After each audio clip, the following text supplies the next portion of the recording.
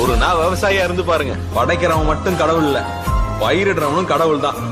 நம்மலாம் விவசாயின்னு காலரை தூக்கி விட்டு தெரியணும். ராத்திரி வீட்டுக்கு போனா சாப்பாடு தான் சாப்பிடணும். அதனால விவசாயிகளை என்னைக்குமே விட்டு கொடுக்காம நம்மளுடைய வேர்களை ஆழமா வச்சுட்டு நம்ம வளருவோம். நீங்க இன்ஜினியரிங் படிங்க, டாக்டருக்கு படிங்க, வக்கீலுக்கு படிங்க, ஏன் அரசியல் கூட பண்ணுங்க. ஆனா விவசாயமும் பண்ணுங்க. என்னை பொறுத்த வரைக்கும் அடுத்த தலைமுறையில எத்தனை பேர் விவசாயம் பண்ண போறோங்கிறதா முக்கியம்.